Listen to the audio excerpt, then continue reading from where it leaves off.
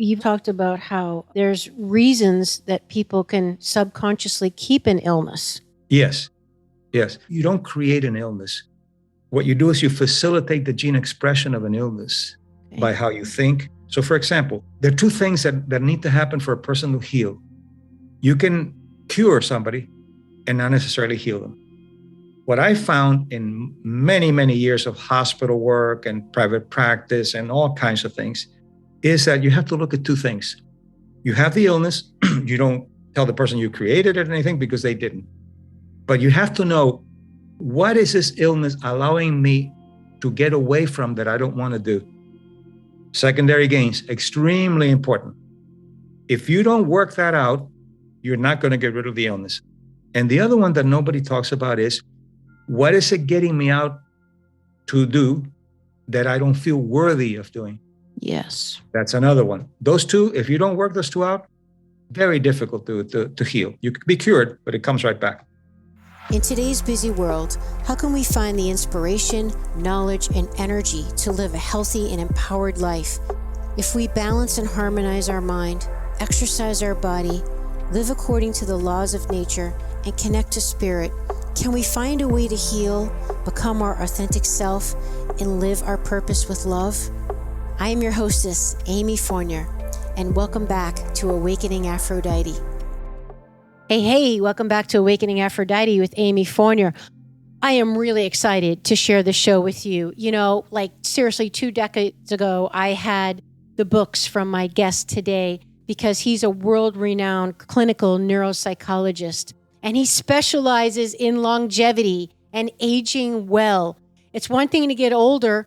It's another thing to get older and not want to because your body hurts and everything kind of sucks. Well, what about if getting older meant you're going to get better and you're going to feel happier?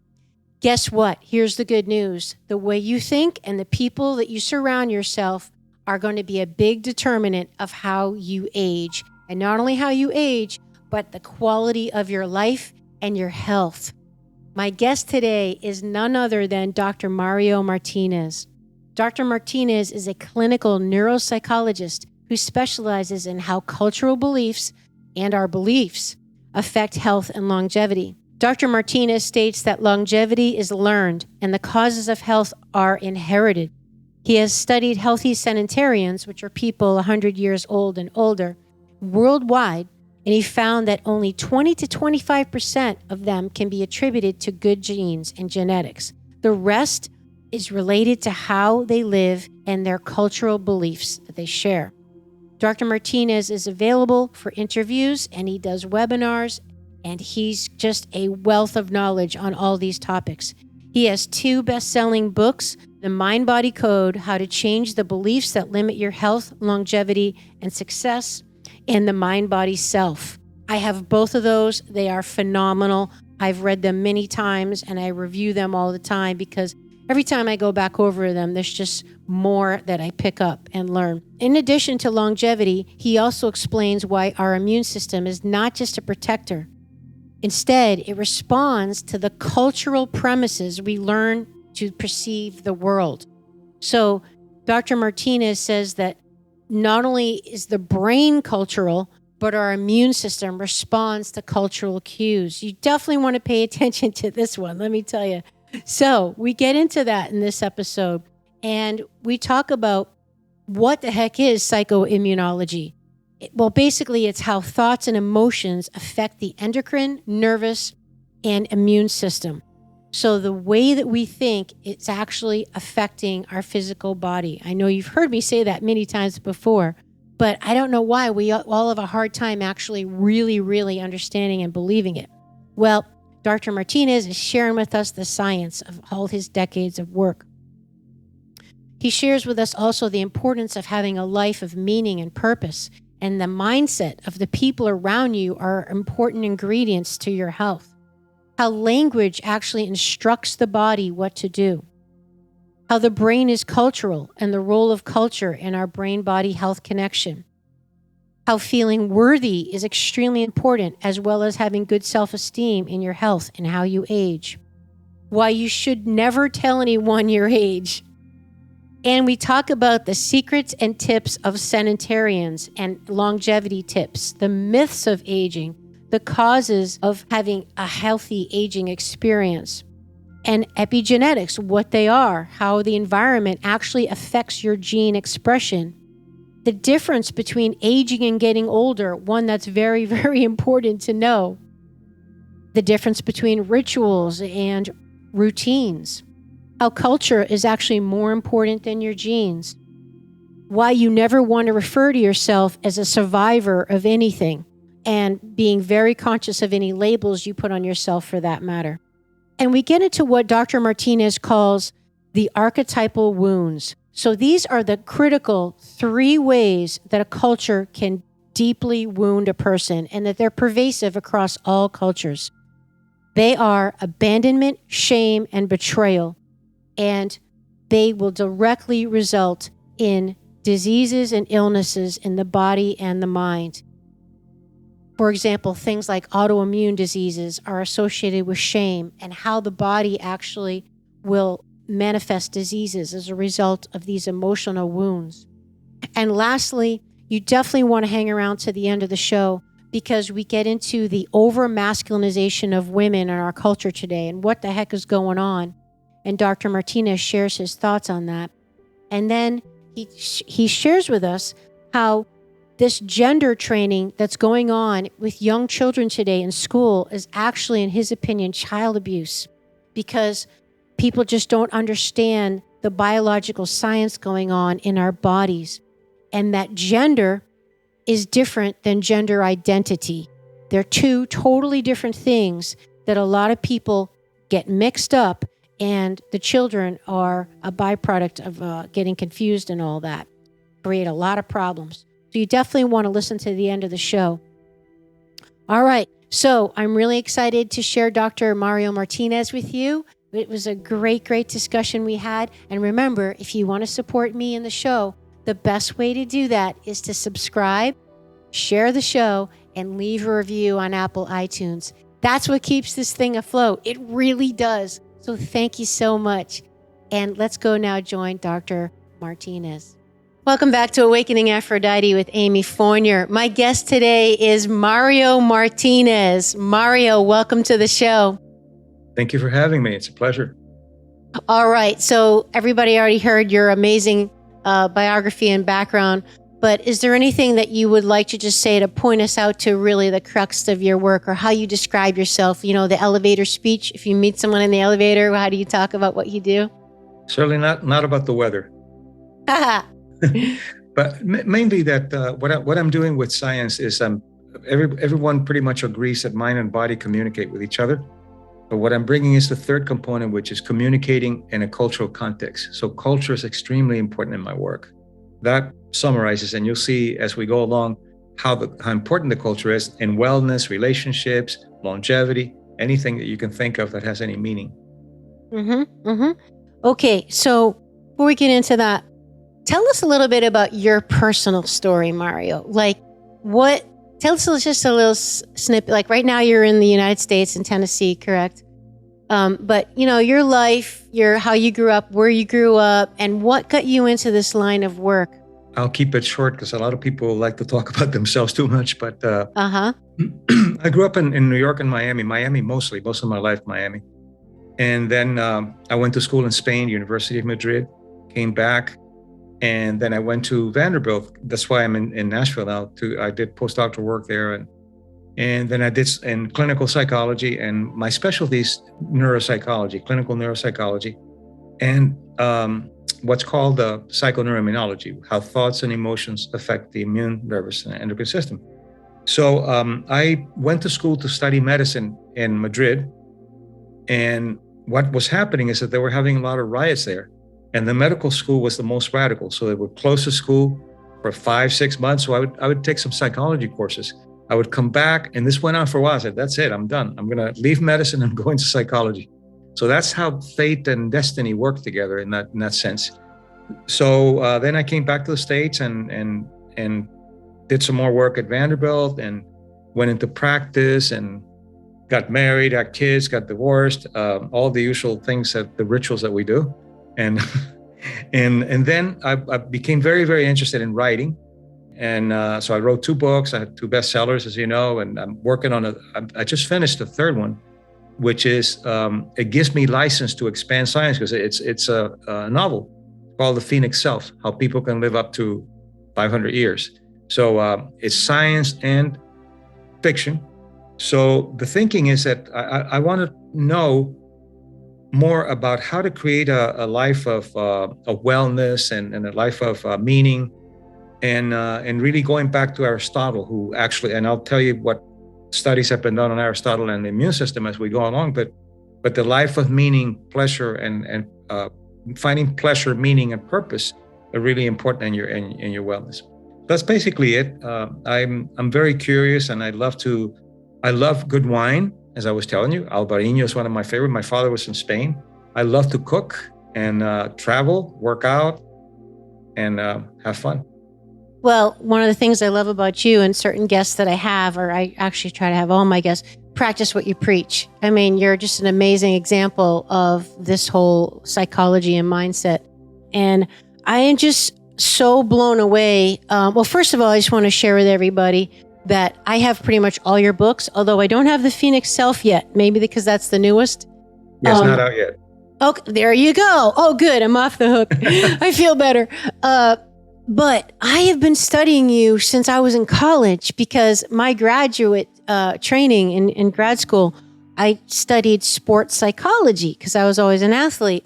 But back in the Stone Age, they didn't have like mind-body psychology and all that stuff. It wasn't an elective area to study. So the best I could do was study sports psychology because it was the closest thing to the mind-body connection. So my whole life, I have been fascinated and really interested in this mind-body relationship. It always would just kind of stupefy me. Why? I mean, let's just take like a baseball game, right? And, you've got an amazing hitter who gets up to bat, and in practice, he's killing it. He's hitting it out of the park, all that stuff. End of the 9th inning, bases loaded. It comes up to him at plate, and he strikes out. So there you go. There's the mind affecting the body, right? And to your point, thank goodness that it's becoming more accepted that the mind affects the body. But I would love for you to get into the background of how this got all disconnected. How did we mainly grow to think like the mind, like psychologists are separate than a heart doctor or whatever? Can you just talk a little bit about the history of the separation and thank goodness how it's starting to change? Yeah, well, mostly started with Descartes. Descartes was the one who talked about mind. And what happened with Descartes is that in those days, the church ruled. The priests were also doctors, and so they ruled. It was like 1700s, right? Wasn't it? Yes. Yeah. Okay. I think it was a 16th, 17th century. Okay. So Descartes, in order to be able to write and to be able to expand, he was a great philosopher. He said the mind is the domain of the church, the body is a domain of science. So he divided that, the Cartesian split, they call it. And from then on, medicine became very knowledgeable with the body, and then theologians became very knowledgeable with the mind, but it was a split. Then we went on with especially psychology and psychiatry. Psychiatry was called the bastard child of medicine. And they called it the talk cure from Freud and all that. So in order to justify itself as a science, it became super biological, and it moved away from mind. And now everything is pharmacological intervention. Psychology also, in order to get some sense of validity and operational science, became very behaviorist with Skinner and what he called the black box, where it goes in and out. There's nothing here. It's just stimulus response. My mentor at Vanderbilt, my thesis professor, debunked one of the people that debunked Skinner, and they wouldn't publish his work. It's like the Inquisition. So finally, he said to one of the editors, "I'm going to give you a test. If you fail it, will you publish my work?" And they did. Here's what he did. Very simple study. Science has to be simple. You would think, well, stimulus response doesn't matter. Just goes in, goes out, the black box. That's what you are. So he gave a little test that he had people do look at it was like a little pond, something like it. And he had a log with a bird on top of the log. And then he had a frog and all the things that are put in, right? So then he gave them a test. He said, let's forget now and see what you remember later. And the test was, where was the bird? Well, the bird was on top of the log. And who swam under the bird, under the log? The fish, and there was no fish. They created, because fish is associated. So what you're doing is you have something in here that affects your response to the stimulus. There's no way to debunk that. There's no way to and much more. And Chomsky did a lot of work too, showing that language is not just a stimulus response. So basically, it lost a lot of power. But now, unfortunately, psychiatrists become super biological. And the psychiatrist will spend an average of 8 minutes seeing you. You have a nurse practitioner who sees you, and then he comes in, how's your appetite, how's your libido? Okay, we're going to do this. And that's about it, unfortunately. So they know very little psychotherapy in general. So that's what's happened. So now psychoneuroimmunology has come in. My mentor, George Solomon, was the one who created psychoneuroimmunology. And it basically started looking at how psychological processes like mind and body, cognition and emotions, how do they affect the nervous, immune, and endocrine system? And it does affect it. The problem is that nobody can tell you, except me,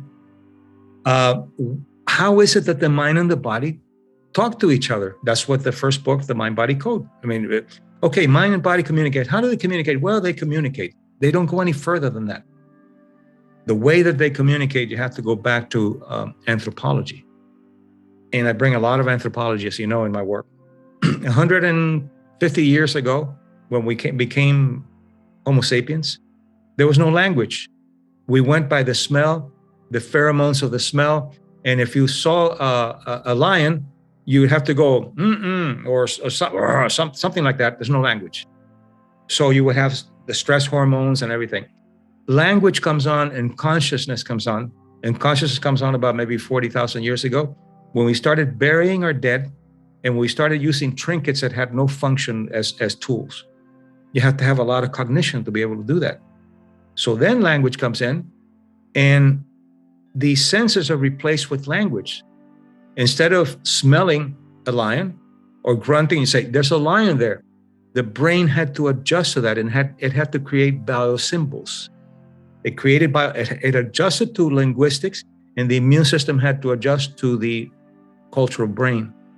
That's why when you say to somebody, you're so stupid, and you shame them, they have interleukin-2 and other molecules of inflammation, as if there's some kind of pathogen out there. So we're a bioinformational field where language is a signal for the biology. That's how it works. So language instructs our biology. Yeah, but language biology and emotions biology. How is it possible that if you say to somebody, you're such a wonderful person, and you smile, you get oxytocin? If you say you're such an idiot, you get molecules of inflammation, because the brain is cultural and it's psycholinguistic in the way it responds to a stimulus out there. It's a higher consciousness.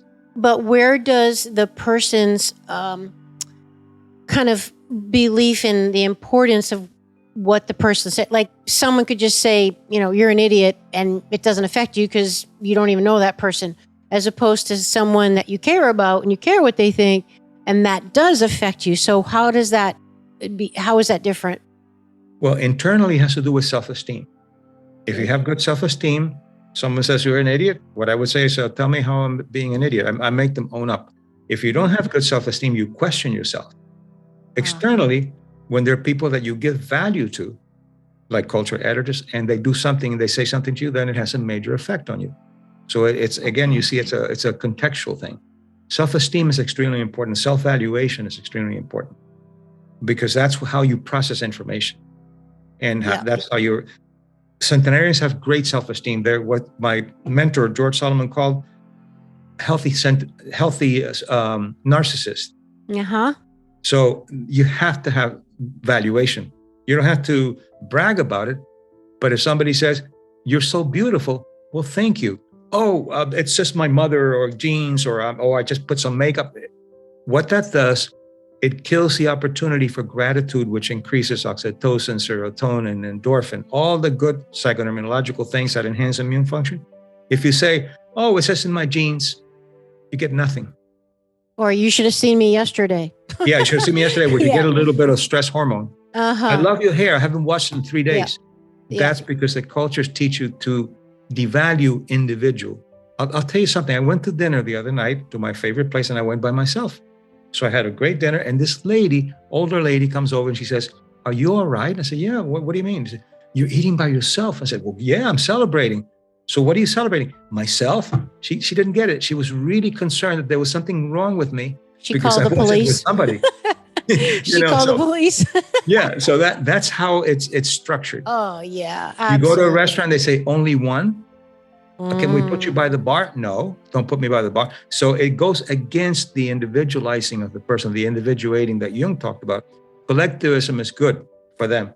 When you come out of the tribe and you go beyond the pale, you get the archetypal wounds.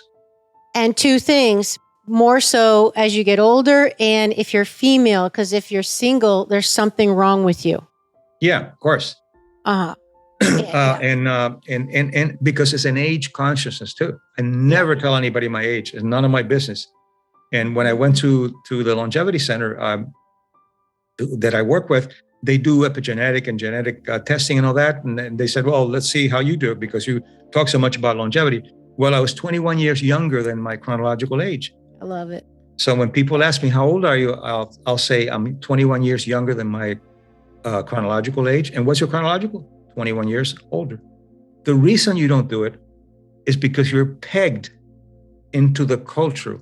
If you're 20, you're treated this way. If you're 40, you're treated this way. Just like doctors, they have to have a label, a diagnosis to reduce their own anxiety.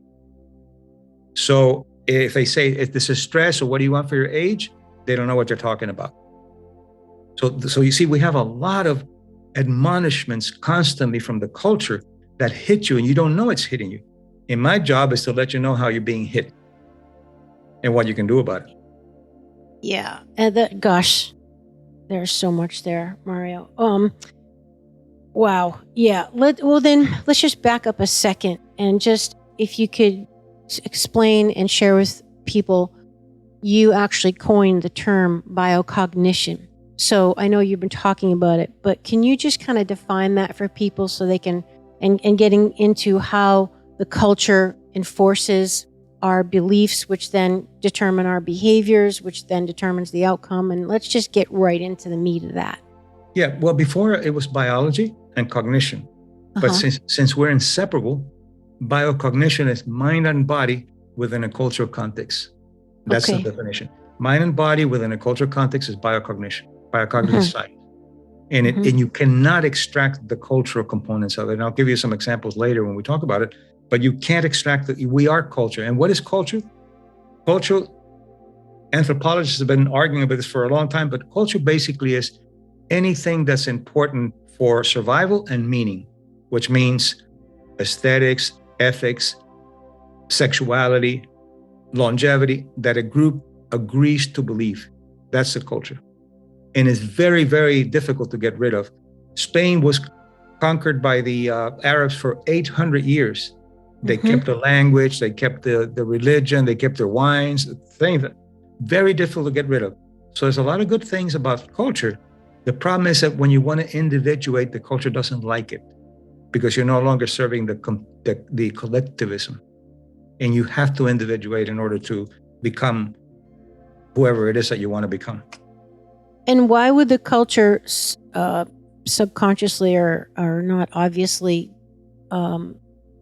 discourage or punish individuation? Like why? It doesn't serve the collectivism. The thinking is that at first you're a child and we're very inept when we're born.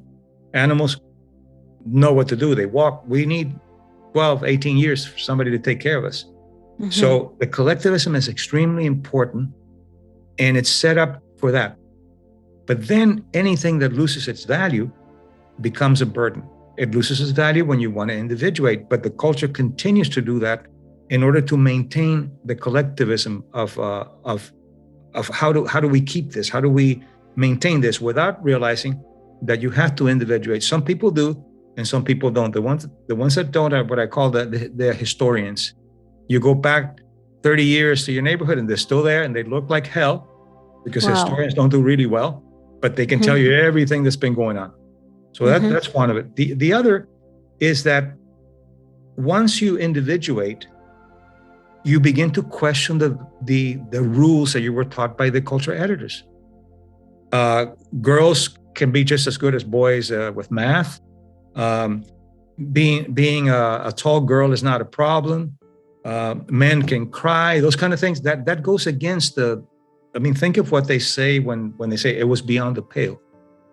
The connotation is negative. For me, beyond the pale is great, because you're getting beyond the pale. So there's the admonitions that they have, and then they put you through the culture portals. They say, okay, you're an infant, now you're a child, now you're an adolescent, a young adult, middle age is extremely dangerous, then you're a senior citizen, and then you die. That's it.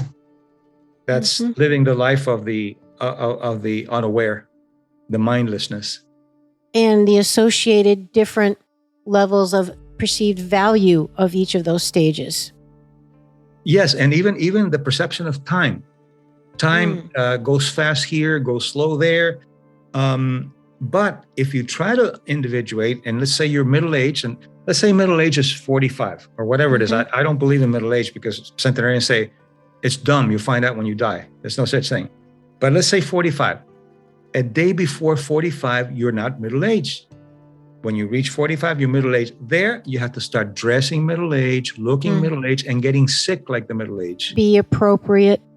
Being appropriate. And then if you say, I just decided I'm going to give up this job I have, and I'm going to do this job, and I'm going to go back to school. No, you can't do that. You have to start saving for your retirement so you can go to a nursing home when you can't take care of yourself anymore. What the hell is that? Who wants to live that way? That gives you a message to the immune system, a sense of helplessness, and that the bottom half is just on helplessness. What does gerontology study? The deterioration of aging, of growing older. What do I study? The causes of health in the process of growing older.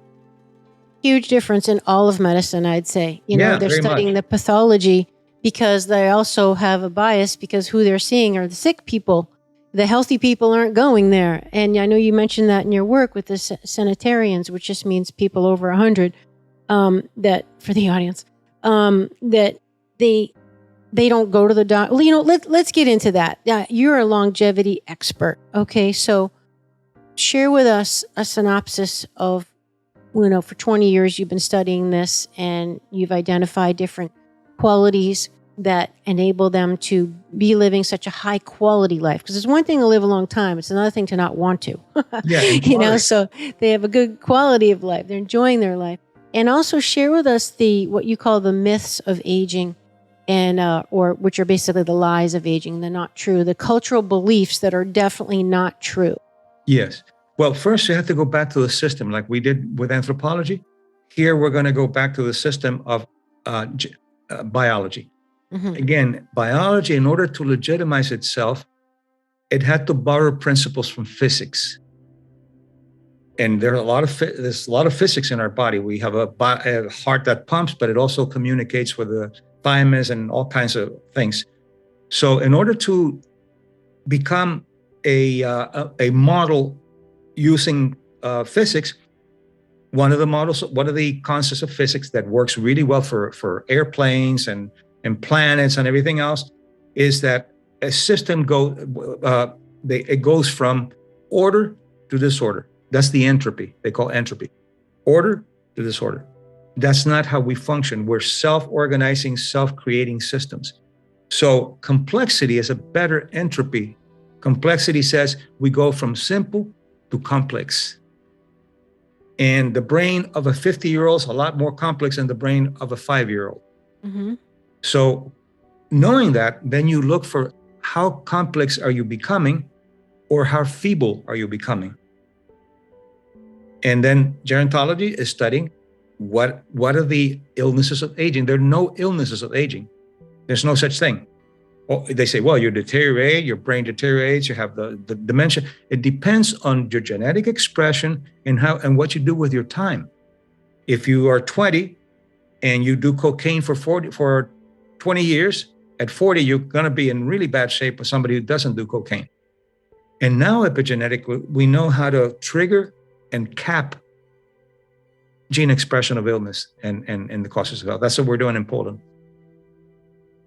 Okay, so please explain to people what epigenetics is, and you talk about how biology is not as powerful as culture in affecting the way we age, live, feel, look, all that stuff.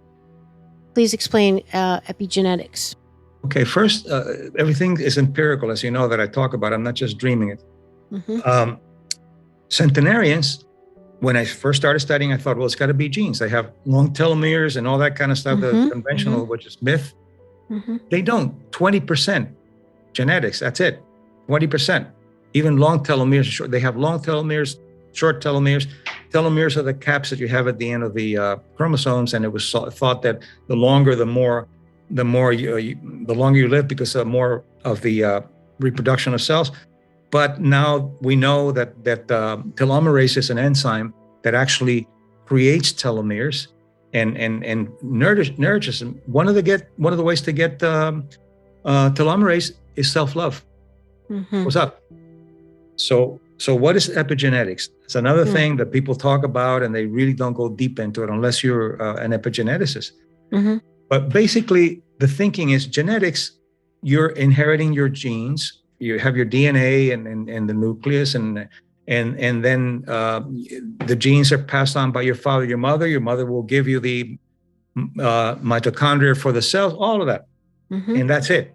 That's it. The environment doesn't have anything to do with it. It's just genetics, and unfortunately, most of medicine still functions that way. Genetics. It's in your family. What do you want? You got diabetes type 2. It's going to happen.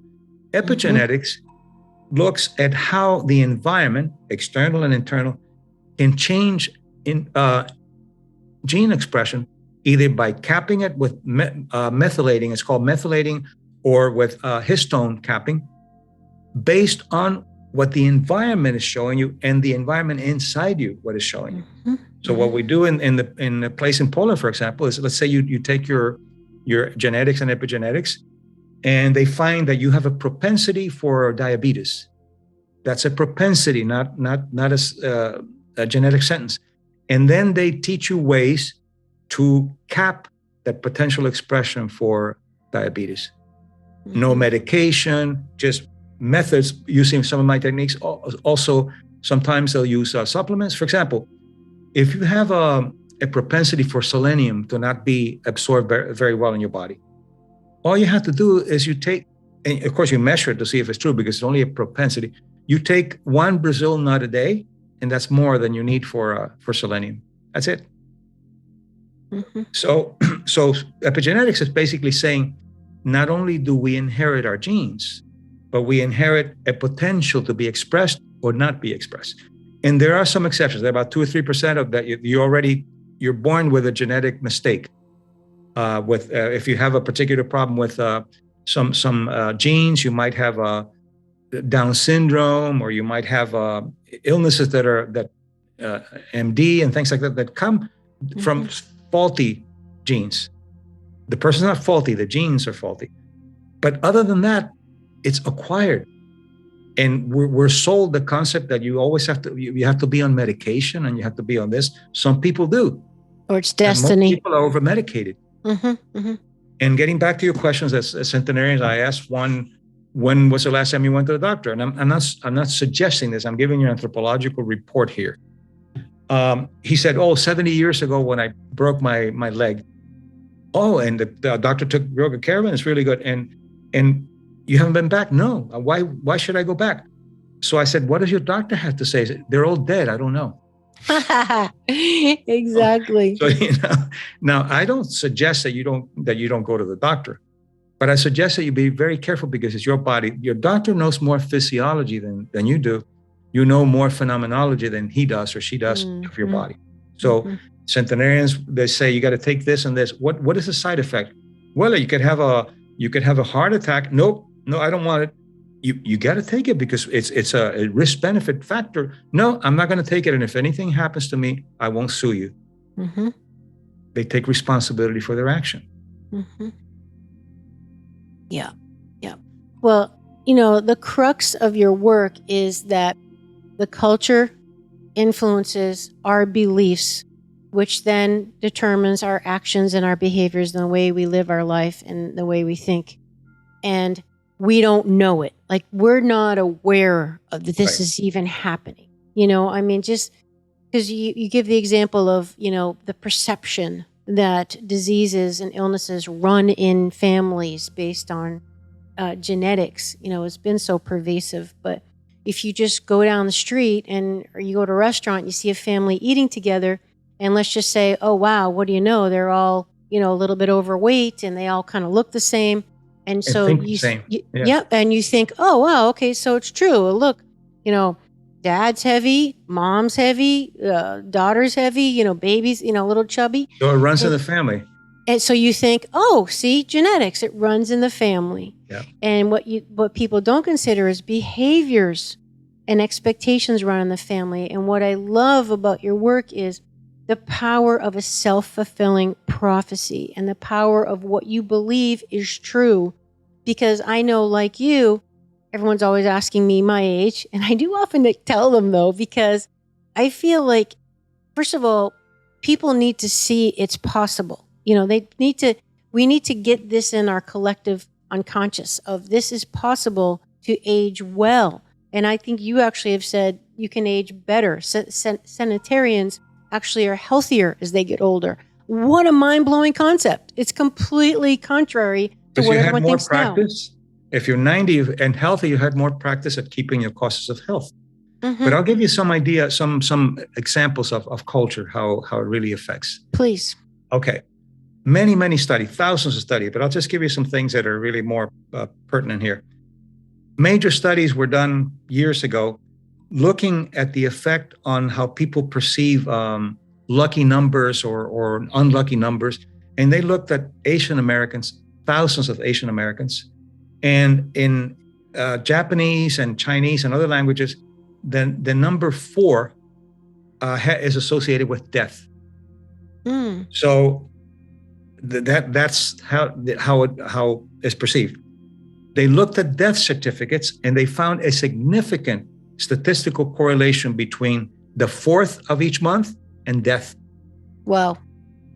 They looked at Americans and they thought, okay, let's see, what if the Friday 13th, and they couldn't find correlation because Friday 13th is an unlucky number, but it doesn't mean you're going to die. Examples of that. As I mentioned earlier, because you've been to my webinars and all that, but you think about menopause. It's hormonal and it's got a change of life.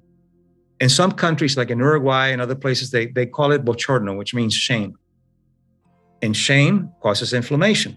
So when they have the hot flashes, they have all kinds of problems. Inflammation, low self-esteem, low libido.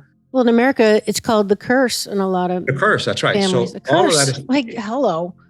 it's very it's very shaming. In Japan, they call it konenki, which means the second spring, the second chance. None of those symptoms. In fact, their libido goes up, their self-esteem goes up, the worthiness goes up, and they become teachers for other women. So that's another example of culture. So, and I can go on and on and on, but we could move on to whatever you want. Yeah. Well, I think just to wrap that up, people just have to consider, what they expect is going to happen as they get older. What is considered to be quote unquote normal. And what I always say is there's a difference between something being normal and something being typical. Unfortunately, because people getting more fatigue, gaining weight, losing strength, losing vitality, their eyesight going down the tubes, losing their memory and their balance, and all these things might be typical because we're seeing them around us, but it doesn't mean it's normal. And what's absolutely critical is for people to really seriously question their beliefs and really pay attention to the words they use and the things that they say about themselves and their life and what they expect is going to happen. Because I started a long time ago telling myself things like, my life gets better as I get older. I get healthier as I get older. Because I get more wise and I get less caring about what everyone else thinks, and I get more agency over myself and more self-aware. So all these little practices and thoughts, people just have to be conscious of. It happens all the time. Someone forgets something walking into a room. Now, if they're older, they might say, whoops, having a senior moment. Oh my God, I'm losing my mind. I might get dementia.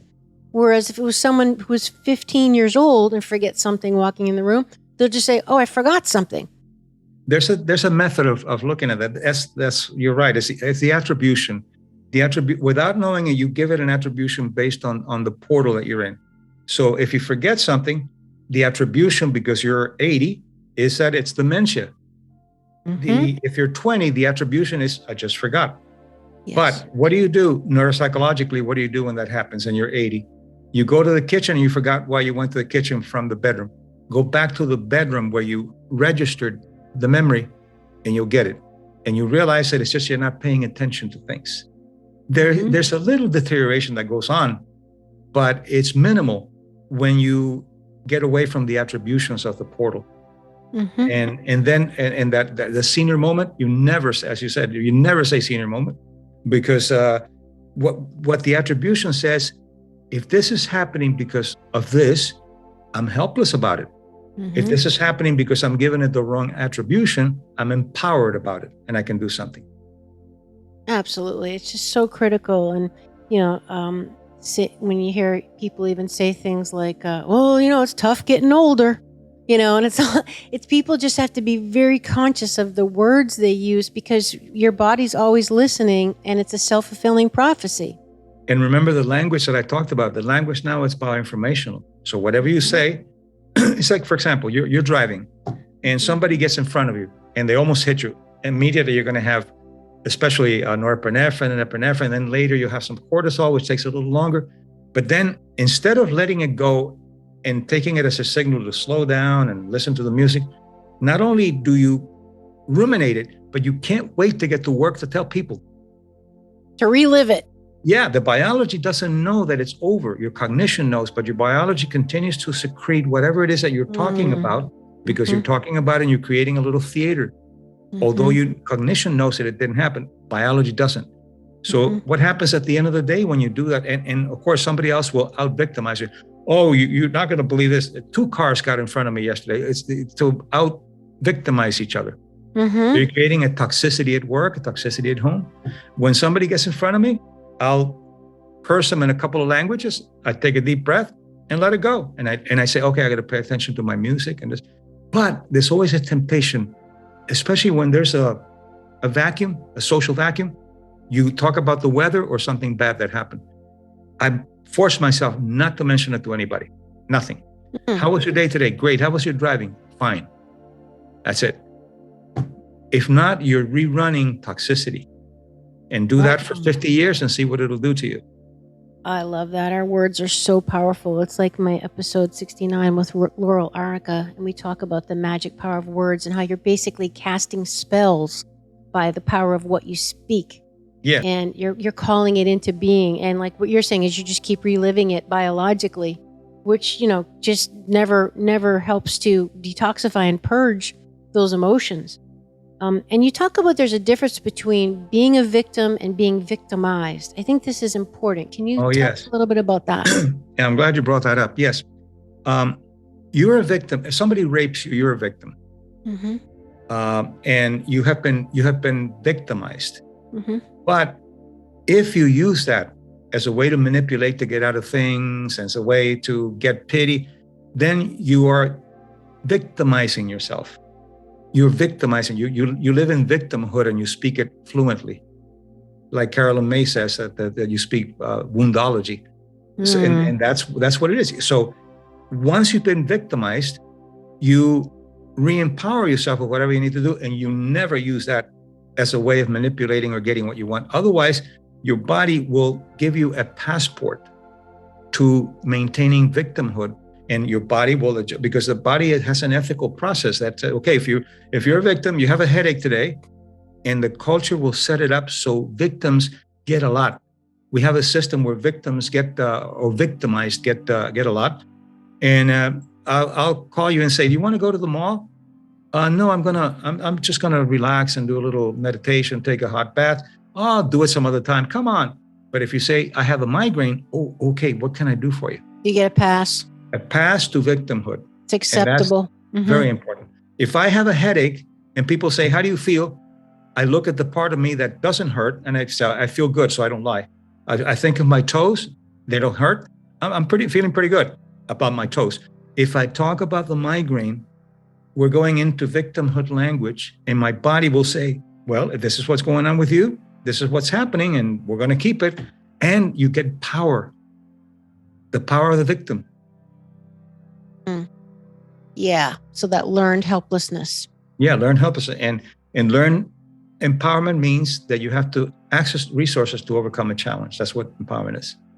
And then you've also talked about how not only with the victimhood, but there's reasons that people can subconsciously keep an illness.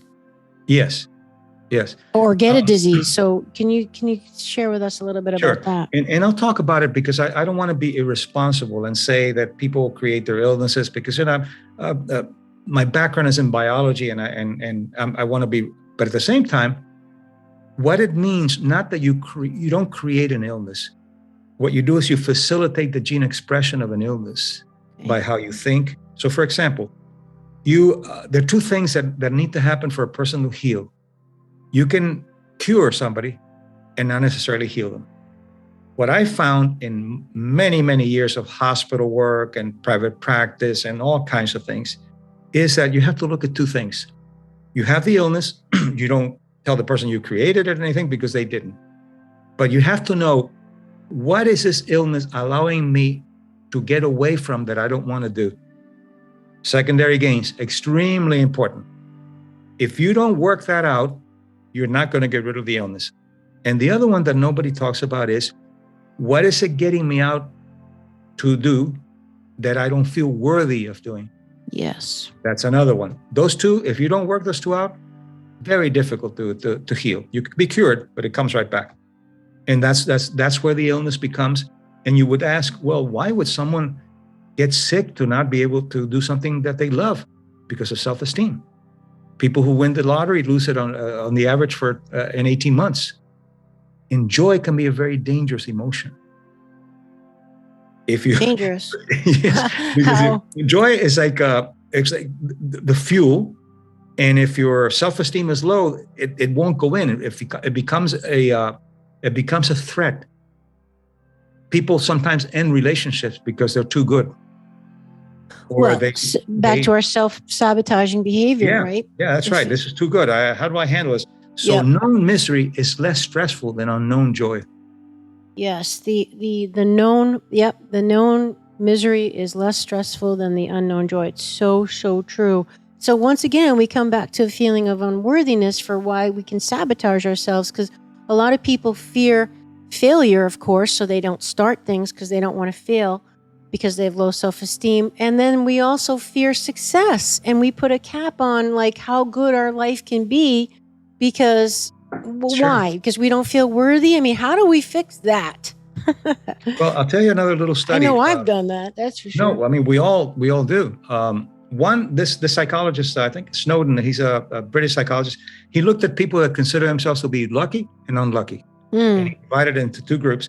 Looked at them 10 years later. The lucky people were healthier, better relationships, better jobs, more money. The unlucky, the opposite. Why? The attribution. He found that the lucky people will say, if something good happens, I'm lucky, that's me. If something bad happens, that's not going to last because I'm lucky. Look at the opposite. Something bad happens, well, that's it, that's me. Something good happens, it's not going to last. Oh my God, so true. That's so true. Those two things alone will deal with your longevity and your wellness. Oh my God. I'm not going to mention names, but I have people very close to me that is their mindset, is like they're always kind of waiting for the other shoe to drop and quote unquote looking at the other side, like being devil's advocate, so to speak, and just kind of always flipping it around, like as a way of self-protection. I know, but still, it's like we have to be conscious to let the good in. And I think, I can share too. I don't have children. I have a little puppy. Well, she's 13. Oh, but we don't talk about age. She's you told her age because now she's pegged. Well, I always call her puppy on purpose, and she is like, everyone thinks she's a puppy too. So there you go. But I can't even tell you how deeply I love this animal. I always say she's like my heart with fur on it. I just put all of my maternal everything, and she's just, I could go on and on. But what I'm getting at is, unfortunately, and maybe you could tell me what the professional term for this is, because I know there is one. Sometimes, and I know parents feel like this with their children, the love is so overwhelming in my heart. I feel like my heart's going to burst, and that's kind of when you cry and stuff, because you tears of happiness. But then I go right to, oh my God, but she's going to die. And probably, within the next 10 years, let's just say that's pretty practical. And oh my God, how am I going to function? So I immediately check it, that love and that joy and that what you call an exalted emotion gets checked and sabotaged in myself from fully feeling it, because my brain goes to the, oh crap, but what about when she's gone, So help me with that. Well, yeah, that's an attachment issue that it's very, very important. That love then after a while becomes need. So you have to spread out your love. Very important. Because if you don't, then whether it's one person or whatever, you might want to ask yourself, and I'm saying it for the audience, as we all do this, and you're doing with a dog, but okay, what is it that this person provides, or this thing or this animal provides for me? And you're going to find that it's either or three: belongingness, a sense of joy, and companionship. All right, those things are really important, but we disown that and we put it on the other person or the dog or whatever. We think that they're giving us that rather than we owning it ourselves. So one of the things you can do is when you're alone, belongingness, what is the terrain for belongingness? You know that we don't change behavior, we change terrains. The terrain for belongingness is permission to be where you are. So let's say you go take yourself out to dinner and you're there by yourself. Belongingness is not being with a dog or somebody else. I give myself permission to be here and embody that. That's belongingness. Joy, you're not with your dog or not with your partner or whatever. How do I create self-significance in what I'm doing? That creates joy. And companionship, if I'm not with that person or that animal or whatever, what kind of relationship do I have with myself when I'm alone? And how do I enhance that? And then the love will become something that's one thing the centenarians do. They know how to mourn without dying with their dead. And they know how not to get sick with unrequited love. I love that. I've never heard it all explained that way. That is tremendous. Wow. And just on the Centenarian thing, you shared that another thing they do is they're very attached to their joy. Not only do they control how they speak and what they think, but they most importantly, because I'm all about healthy lifestyle, mind, body, spirit, how important. And I talk about how our thoughts and our beliefs are like ingredients that we have to pay attention to, just as if eating a carrot or an organic chicken leg or whatever. These are all very important ingredients to the holistic part of who we are. But how you point out how the Centenarians in your research, they don't really obsess too much about make sure you're eating healthy and don't smoke and all that. And you actually give examples of, to them, the important thing is their self-agency, their connection to their joy, and they have rituals. And some of them even smoke one cigar at night before they go to bed. Well, you've done some really good research with my work. I'm impressed. Oh, heck yes. Oh, you have no idea. So please, can you just really expand on that, because this is really critical. I mean, everybody's thinking, well, you got to exercise, you got to stay attached to your joy, and you have to have rituals. So explain, please, the difference between rituals and routines and how we can learn from the Centenarians. Yes. What I found is that causes of health. One of the causes of health is rituals. And examples that you know already, because I talked about it in the book, but this woman in Cuba, she was 101 or 102. I didn't ask, what are your rituals? Because that biases. I did more an anthropological ethnography. I said, what are the things that you do that have meaning for you to end the day or to start the day, that you find joy as a way of saying, what is my joy and what is my culture? Oh, I like that. I have a shot of rum before I go to sleep. Number one, ritual. Number two, flexibility and boundaries. How many do you have? One. Why don't you have more? That's all I want. They don't abuse rituals. They abuse routines. You don't abuse love. You abuse need. So that's very important. If you are a vegan centenarian, and they're not too many, but there's some, very few, and you're invited to a barbecue here in Nashville, they'll eat the barbecue.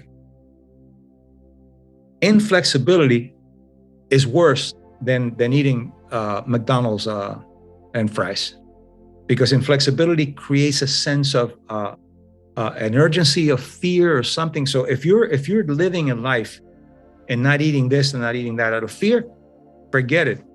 Love that. So the important thing is that you do things. I don't eat a lot of meat. Every once in a while, once a month, I'll eat meat when I want to. Not, I'm going to eat meat because it's been a month. You can't do that. You got to live your life because your body was made to take everything with the Aristotelian mean. If you abuse tofu, it's going to be just as worse as if you use a cheeseburger. So that's the thing about centenarians. They have rituals. They have the Aristotelian mean when they know when to stop. And they have a tremendous amount of discipline, but not self-righteous or rigid discipline, but compassionate discipline for themselves. Not because they're punishing themselves, or you say that culturally we have like a culture of glorified suffering. Like it's important. The known misery. That's right. I was in Peru a few years ago doing a lecture, a huge audience, and there was this woman who was very famous because she had cancer and she was a cancer survivor, and so she starts talking and people applaud and all that. And I said, I'm going to do a little test here. I want you to talk to me for 5 minutes without the word cancer. She couldn't. Nice. She couldn't. I said, what's happening is your identity is the survival of cancer. So how many organs are you going to have taken out? You survived your lungs, just surviving. And a lot of people take those things as a badge, a cancer survivor. You don't want to be a survivor of anything. You want to be a thriving person. And you never say, my this, my that. It's not your illness. It's something that comes and go. Why? Because language has attribution. So important. It is just so important. I'm so glad you said that. You actually also say that we create our identity, and basically from the relational opposites. So the duality in life, like I'm fat or I'm thin, I'm young, I'm old, I'm a woman, I'm a man. So can you expand on how we create our identity? Let's just say I'm born a woman, and yes, I am overweight right now. So how do I create that? Can you explain what you mean by that? Let's talk about obesity then, or food. Mm-hmm. It's not hormonal, it's food monal. It's food. Okay. It's food monal. Okay, the first thing. The second thing is if you're trying to lose weight without looking at your hologram, it'll be yo-yo, up and down and up and down. You have to create a hologram. Hologram is, can you define hologram? A hologram is let's say you're 20 pounds overweight. Well, you have to go back and look at the hologram. Were you born overweight? Most likely not. What did that overweight do to your thinner hologram? What was it? Was it protection? Was it an excess because you were lacking something else? And what would happen if you lose your weight? What would you be afraid of if you lose your weight? Oh, nothing. You got to teach people to think, because they don't about those things. Oh, nothing. I want to lose my weight. What would you be afraid of if you lose your weight? What could you do that you can't do now that you don't feel worthy of doing? So you see, you go back to that. working with self-esteem. Self-sabotage. You do anything. So then you begin to visualize the hologram of how you want to look, but what are the things you do with the hologram and the anxiety that you feel when somebody looks at you and they say, oh, you look really great. What is that going to do? People, when they lose weight, for example, they're overweight and they have to go sideways in a narrow place. After they lose their weight, they still go narrow because the hologram's still there. So you have to recall the hologram. Or they walk by a window and see their reflection. They don't even identify themselves because they're kind of stuck in the, The brain requires a time to recall the hologram. And look at, for example, self-concept. But it's actually a hologram because when you have the phantom limb, you lose your arm.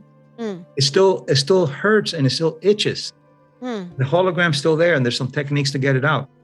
The body makes a hologram of time, space, and you lose your arm, and it still hurts, although there's nothing there. So how do we adjust and upgrade our hologram to what we want? With a phantom limb or just in general? Just in general, like let's go back to the obese person or whatever. By first identifying that it had a functional purpose that lost its function. Okay. Initially, gaining weight was either to protect yourself against some sexual abuse that you had, because or you were depressed and you ate so much to use that as a way of finding joy, or because you were told that in the family that everybody's fat. Whatever it is, it had a function. In order to adjust to the circumstances or to the tribe, you had to gain weight.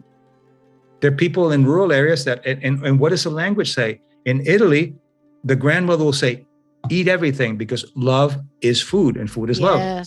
So all those things. So learn where it came from and when did it become dysfunctional, and realize that it has nothing to do with food. Forget the food. It has to do with the terrain that feeds the food. The mindset. Yeah. So, and the techniques, there are ways of doing it, as you know, from the book and other things that I do. But basically, that's the idea. You have to recall the hologram to what it was at some point and understand that it had a function for you to do that. So, for example, it had a function when you were, let's say a person was sexually abused as a child. The word no is very important at 3 and 4. But what happens is that the word no doesn't mean anything. You are abused and you say no, and it still happens. So the word no means nothing, so you don't know how to set boundaries. The word no means nothing. All you have is your body, nothing else. Your body and no boundaries. What happens? You either become a prostitute, a drug addict, you gain weight. Something happens in order for you to compensate for that. So you have to go back always developmentally. How did this happen? And see yourself as intelligent, that you had to be that way to survive. And then, okay, now I don't need this anymore. What am I doing? What am I rerunning that is no longer functional? And there's something I think in biology that, it's my theory, but I think it's really powerful, that when you're doing something for survival, there's an override and you don't get sick because survival overrides. But once you keep doing that, it no longer has a survival need, you get sick. Fibromyalgia, I've seen it. Is survival not to sleep well because you're protected, the grandfather comes in to touch or whatever. After a while, grandfather's not there and you still are hyper vigilant. It's not functional anymore. So you have sleep deprivation with delta, and then fibromyalgia comes in. Okay, let's talk about the immunology of illness and how that's associated with beliefs and the correlation between inflammation. Well, let's get into the archetypal wounds. This is a real foundational piece of your work, I think. The three main ones, how they manifest, and more importantly, what you call the antidote to them, and how they can affect us biologically. So this is literally, folks, how the mind affects the body. What I found in many, many cultures was that there are only 3 ways, fortunately, that a culture can hurt you. All the others are subsumed under that. And each has a different kind of psychoimmunology. So the most primitive is abandonment. You can, if you're abandoned when you're a child, you die. You're left in the forest, you die. So that's the first. That feels cold when it happens because you're having constriction of your vascular system. And the feeling is aloneness. everybody in the kindergarten class, the mommies are there and your mommy's not there. And you begin to feel a tremendous sense of aloneness, isolation, and your body constricts and it's cold. That's abandonment. Shame is a little higher. You can't shame a child till they can identify themselves in a mirror. And people will say, well, I can shame my child at 2. No, you scare them. You don't shame them. You have to have a cognition to be able to be shamed. You have to have a selfhood. Mm-hmm. And shame is hot. And the feeling in shame is that you want the earth to swallow you. You just don't want to be there. You just want to disappear. Mm-hmm. To disappear. And the reaction is, as we talked about, it's the inflammation. The tumor necrosis factor, the interleukin-2 and others, that comes out and is hot. Which presents as virtually any disease or fibromyalgia or autoimmune diseases, thyroid problems. Yeah, that's I'll give inflammation. you a correlation with each, not a cause, but a correlation. And the third, which is the hardest, is betrayal. Okay. So abandonment, shame, and betrayal, the three big Abandonment, ones. shame, and betrayal. Abandonment is cold, shame is hot, and betrayal is hot. Because the emotion is anger. You have been tricked. You have been used. And if you do it to a child, you'll see that they don't get embarrassed. You say, here's my iPhone. You can play with it. Do a little dance for me. And the child does a dance. She says, nope, I'm not going to give it to you. They don't get abandoned or shame. They get angry and they turn red. Yeah. So the emotion is red, but look how interesting this is. It's red and they're getting constriction. With constriction with anger is one, constriction with fear is the other. Constriction with fear is cold. Constriction with anger is hot. Okay, so what you're saying is that the vessels in the body will constrict, which means they close, they get smaller, they get tense, we get muscle tension. And then, but there's two types of constriction. One is... Yeah, one constricts when you're angry, hot. But the other one constricts when you're cold. And so... Which is abandonment. Abandonment. Okay. Same hormones. Wow. But the mindset will tell it, okay, if this is hot, this is going to be how this is. The correlation with illnesses, and then I'll tell you the antidote, as you know, but the correlation with illness is not a cause correlation, is that when you have an abandonment wound, there's a tendency for underimmunity, hypoimmunity. And what that triggers is potential infections, cancer, anything that has low immunity. Not a cause, a correlation. The shame, because of the constant inflammatory kind of baseline, systemic, related to autoimmune illnesses. Now, there's a lot of indication that autoimmune illnesses can be actually triggered by a constant inflammation, because inflammation is necessary when you have a cut or a pathogen. But when it's systemic and the immune system doesn't know where to go, something happens and it begins to confuse itself. And one of the theories is that it creates autoimmune. I've seen over 300 cases of fibromyalgia, 90% shaming wound. So many people carry shame. I had one of my episodes, I think it was 74, on trauma and unresolved trauma. I mean, if you're born in the Judeo-Christian culture, you're born with shame because of, the story of Adam and Eve. Like, we're shamed. If you're a woman, you're shamed because, we talked about the curse, right? So there's just like an inherent shame, I think, in all of us. And God forbid, if you were the victim or something happened to you or any kind of abuse, there's tremendous shame there. So, and I know shame is a barrier to overcoming addictions, right? And just getting back to the self-worth and all that. Like, and people who love themselves and take care of themselves. So many people don't take care of themselves because they really just don't consider themselves to be valuable enough to be deserving the care. And that's a shame issue, right? Yeah. All three of them can cause all three of them can really affect your self-esteem. But the antidotes, because I know we're running late here, the antidote for abandonment is commitment, but commitment to self. Yep. For shame, honor to self. And for betrayal, loyalty to self.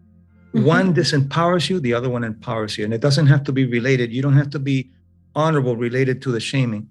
Honor in general, honor consciousness. And in the book, there's a explanation. But But basically, you learn to live honor consciousness if you have an archetypal wound of shame, commitment consciousness if you have one on abandonment, and loyalty consciousness if you have one on betrayal. Okay. Yeah, that's just such an important part of your work that we're going to refer everybody to the books and audiobooks, and even your webinars go into that too, which is so fantastic.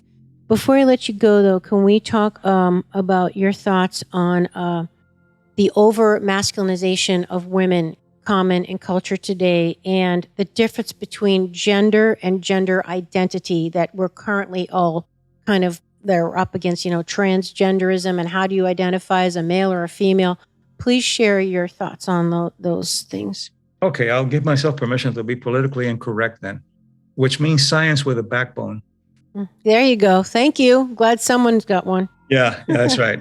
Well, first, I think that what's happened 60 years ago, it was very rare for women to have cardiovascular problems. And the way that it was explained is, well, because the hormonal difference and when they have children, all kinds of. Now women have as much cardiovascular problems as men because they have taken male characteristics to represent their female strength. They have masculinized themselves with a power suit. And if you're a CEO and you're a woman, you have to be a B and all that kind of thing because you grow with the corporate ladder. The same with male consciousness rather than female strength. That's the first part. So you have to look for the goddess. You have to look for Aphrodite, for example. Her son was not very good. Her son was the god Phoba, the god of fear. But anyway, so that's one thing. Some men now are so feminized. I don't mean sexually, feminized in their consciousness. Yes. In some places like Denmark, they go and do their nails with their partners, and they do this with their partners, and everything has to be done with a partner. Now there's some incidences of male breast cancer. Wow. All right. So we were made biologically, not gender. Aren't they called metrosexuals or something? Metrosexual, yeah. Yeah, okay. It's basically they're manipulative. They do that to manipulate women to be liked. So it's not real. It's not genuine. But getting back to the genders, we have two genders. Yep. Two genders. Women have XX chromosomes, XY men. Some women have XX, but it's a rare. The woman passes on the mitochondria to the child, which is the part of the cells that gives you energy. If you die now, 100 years from now, they'll be able to tell you we're a woman, and on and on and on. So you're saying it's biological, it's physiologically different. Yeah. And not, how about the body parts? I mean, you're born with or with something. People who had transsexual from male to female. Okay. We had to work with them for a year, dressed as woman, living as woman, to reduce the suicide rate to 10%. Because it was very high. So because you say, I am it or that, it doesn't change your biology. Even if you have a transsexual, the plumbing has been changed. You are still a woman, or you are still a man. Because of the chromosomes? Is that what you're saying? Well, the chromosomes, if you have you go from female to male, you're still going to have ovaries, and you have to have hormonal work to reduce the expression of the testosterone. Yep. And all of that. But you can call yourself whatever you want. You want to be it, whatever, but it doesn't change your gender. There's gender. There are only two genders and as many gender identities that people want. So when I do, sometimes I'll do TikTok and people will say, what's your pronoun? I'm not interested in pronouns. I'm interested in character. I don't care about pronouns. Nice. That's what I tell them. And if they don't like it, they can leave. So now this is child abuse, I think. People that are ignorant of developmental psychology and ignorant of evolutionary biology are now in Minnesota. They have one of the schools putting kids through a gender training. In 6 weeks, they have to identify what kind of pronoun they have. Unbelievable. Stupidity, because children need psychosexual development. And what happens, it used to be called gender identity disorder. Can't call it that anymore. Now it's adolescent dysphoria. It doesn't matter. What happens is some people, some kids, some adolescents, it's not unusual. They go through some issues of identity 90% of it gets resolved itself. Mm-hmm. Sometimes a kid will say, a boy, "Mommy, look, I want to wear a dress." Okay, wear a dress. From now on, you're a girl. That's child abuse. They don't have the developmental psychosexual process to go through and work it out on their own. 90% work it out on their own. 10% need help. Not to change, but to adjust to what I'm a woman. Okay, we're going to adjust you to be a woman. 10%. Mm-hmm. So the people that are running these things are idiots and know nothing about biology or psychology. And a lot of parents aren't speaking up because they fear the backlash and being quote unquote politically correct. So it just goes on and on and on. I mean, it's pretty common now. Yeah, but it's also sexy to say, my son wants to be a girl and I'm helping him be a girl. Yeah. That's stupidity. You have to let them have a psychosexual processing. And then later, if they want to be female, they can be female, but they have to go through a process. You can't impose it with the, I think political correctness is intellectual fascism. So anyway, that's what I have to say. Yeah. Science with and I will argue with any scientist about that because it's really there. It's all there. And now. What's really there? What? The gender. Some people are born and very early, I've seen them, very early, they feel that this is not my body. Yes. Let's say, little girl, this is not my body. That's fine. That's rare, but you have to pay attention to it. And you have to help them that if this is not my body, what kind of body do you want to have? That's fine. But that's rare. It's very rare. But what about the people that say, my whole life, ever since childhood, I didn't really identify with being a girl or a man or whatever. And I always, the parents will say, yeah, ever since they were young, they played with dolls, not trucks. And they just, what about those people that are saying, that's all how I always was, though? Well, yeah, because they have a propensity. That's what I'm talking about. They have a propensity and that's there. And nothing is biological, nothing is environmental. It's a combination of the two.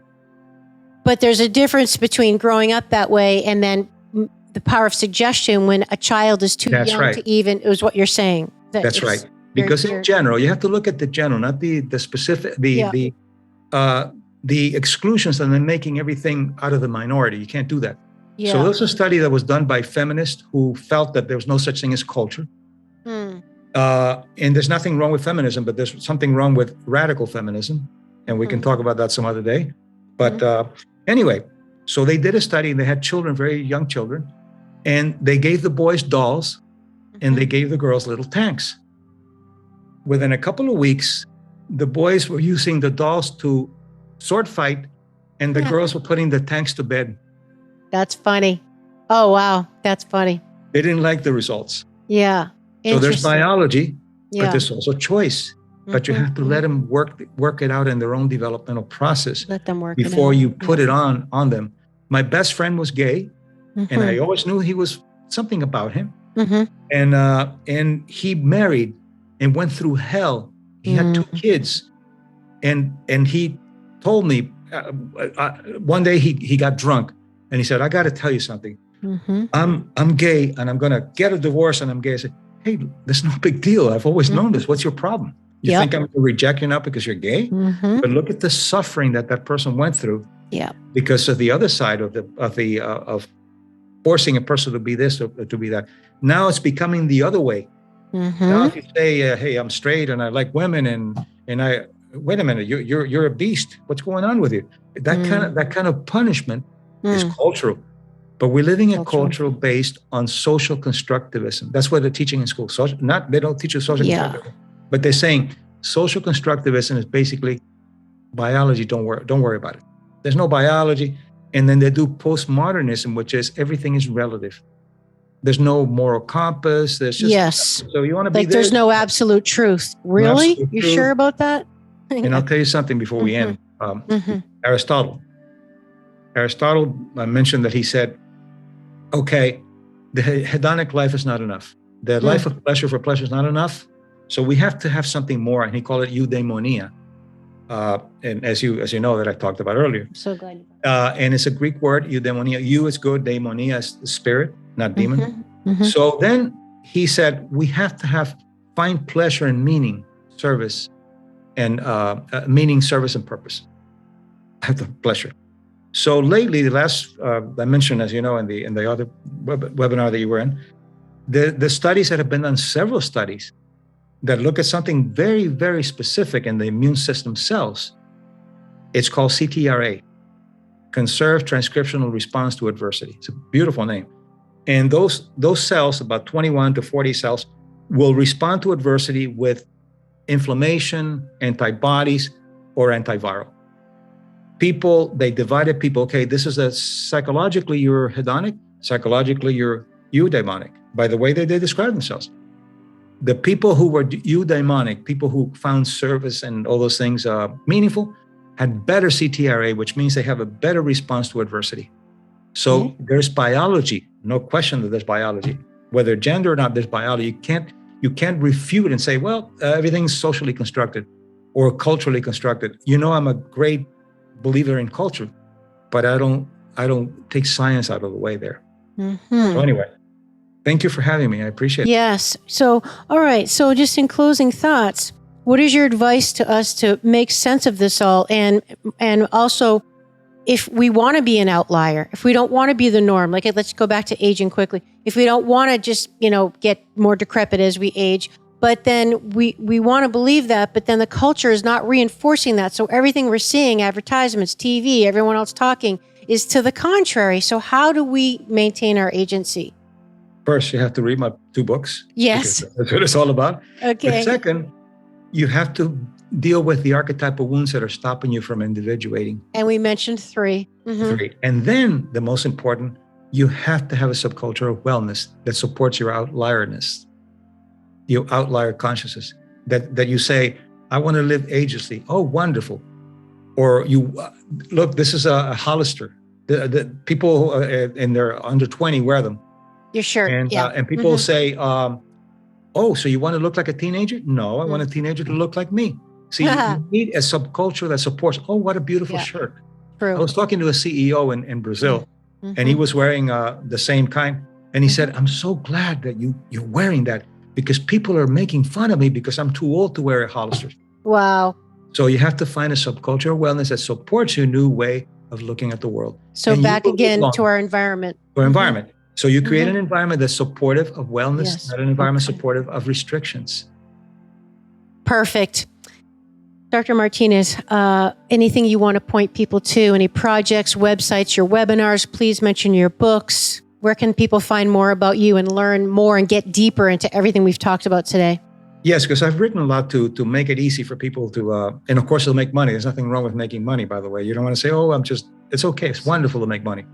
I'm glad you said that. There's no shame in wanting to make money. No, of course. The Mind Body Code and the Mind Body Self, Amazon, anywhere. And then I'm doing, you can go to my YouTube channel. I have over 540,000 people that have been there. And I have about 300 free videos on all kinds of subjects. And the name of the channel? It's Dr. Mario Martinez. Real simple, Dr. Mario Martinez. Then my website, biocognitive.com. And then I'm doing a lot on TikTok now. I thought TikTok was just shaking your body and all, but people are really, I did one on ending a relationship. Wow. And how to break away from the cycles of life. In 3 days, I've had over 15,000 people already. Wow. So it's actually, there's a hunger, there's a substance that people need. So all those things, and TikTok, I'm the hashtag is house shrink.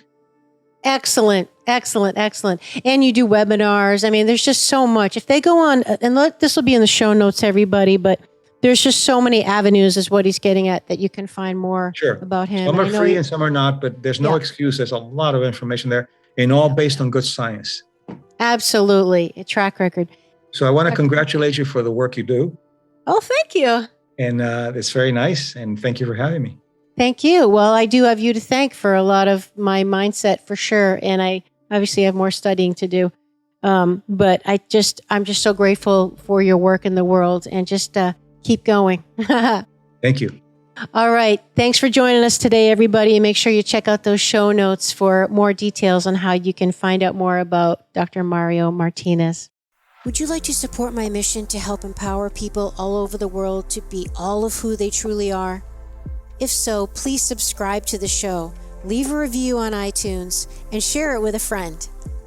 And if you're looking to take immediate action to align your energy and optimize your health, visit amyfournier.com. Thanks for listening to Awakening Aphrodite. Let's awaken her together in you. I'm your hostess, Amy Fournier, and I already can't wait to be with you again and for you to hear what I have planned for the next show. Thanks for listening to Awakening Aphrodite with Amy Fournier. To learn more about Amy, check out her website, amyfournier.com. That's AMYFOURNIER.com. You can also check out Amy's live and on-demand virtual fitness and yoga classes and sign up for her newsletter to receive a free mini ebook of 3 of her top tips for making holistic health a lifestyle. Again, that's amyfournier.com and get your ebook sent to your email immediately. Connect with Amy on the daily on Instagram at FitAmyTV, FITAMYTV, and watch many of the podcast episodes and subtopic clips on her YouTube channel, which is also Fit Amy TV. Enjoy, and we'll see you next time on Awakening Aphrodite.